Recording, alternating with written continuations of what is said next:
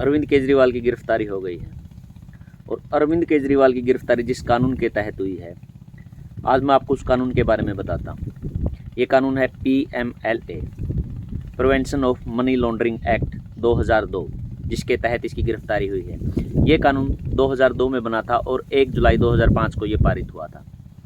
इस कानून के तहत केजरीवाल से पहले 3 आम आदमी पार्टी के नेता सज़ा काट रहे हैं।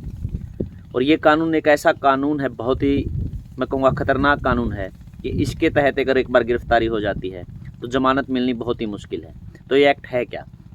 जैसा कि नाम से स्पष्ट है कि प्रिवेंशन ऑफ मनी लॉन्ड्रिंग, यानी कि पैसे का लेन देन जो कि किसी रिश्वत के रूप में लिया गया हो या देश के खिलाफ यूज करने के लिए जो पैसा लिया गया हो, उसकी रोकथाम के लिए ये कानून बनाया गया था।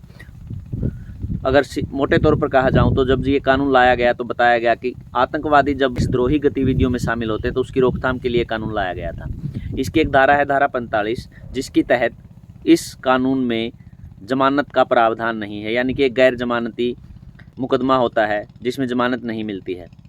तो जो केजरीवाल जी इसका जिक्र पहले ही कर चुके थे और इसी कानून के तहत उनकी गिरफ्तारी हुई है। इसी कानून के तहत मनीष सिसोदिया, सत्येंद्र जैन और संजय सिंह भी गिरफ्तार हो चुके हैं। झारखंड के पूर्व मुख्यमंत्री भी इसी मुकदमे के तहत गिरफ्तार हुए थे। तो ये एक ऐसा मुकदमा जिसमें जेल नहीं मिल सकती है। इसकी एक और काली स्याही कहेंगे या इसके अंदर जो धारा है उसके तहत क्या है, इसमें जमानत मिलने के सिर्फ 2 ही प्रावधान हो सकते हैं। एक, या तो कोर्ट मान ले कि ये अपराधी नहीं है, और दूसरा, कोर्ट को ये तसल्ली हो जाए कि जमानत के दौरान ये कोई भी ऐसा कार्य नहीं करेंगे जिससे इनके ऊपर जो अपराध लगाए गए हैं, आरोप लगाए गए हैं, उनमें कोई प्रॉब्लम आए। अब इस मामले में जमानत मिलना मुश्किल क्यों है? क्योंकि जो आरोपी होता है उसको ये साबित करना है कि उसने कोई दोष सिद्ध नहीं किया, और वो ऐसा तब तक नहीं कर सकता जब तक ईडी, ये इस कानून के तहत सिर्फ ईडी ही कार्रवाई करता है, जब तक ईडी चालान पेश नहीं करता। आमतौर पर कोई भी FIR होती है, कोई भी नॉर्मल केस होता है तो 3 महीने की समय सीमा होती है पुलिस के पास कि वो चालान पेश करे। लेकिन इस कानून के तहत ईडी को 3 साल का समय दिया जाता है कि वो अपना चालान पेश कर दे, यानी 3 साल तक लगभग आप मान के चल सकते हैं कि जमानत का प्रावधान लगभग ना के बराबर है इस कानून के तहत। तो 3 साल के लिए आप मान लीजिए सत्येंद्र जैन, संजय सिंह, मनीष सिसोदिया और केजरीवाल जेल के अंदर जाने वाले हैं।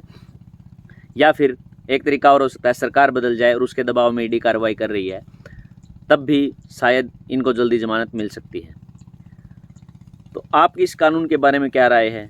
क्या ये कानून का दुरुपयोग किया जा रहा है विपक्ष को दबाने के लिए? क्योंकि जहाँ तक ईडी की बात है, 1000 करोड़ के लेन देन की बात ईडी कर रही है। 1.5-2 साल से जेल में सत्येंद्र जैन, मनीष सिसोदिया, और अब तक 1 रुपये की भी रिकवरी नहीं हुई है।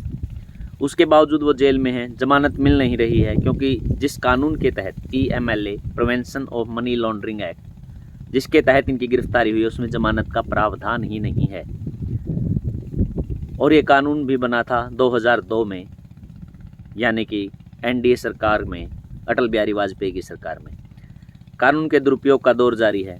आप लोकतंत्र के इस मेले का, इस पर्व का आनंद लीजिए, वोट ज़रूर कीजिएगा। आप किस ओर हैं कमेंट बॉक्स में ज़रूर बताएं। धन्यवाद।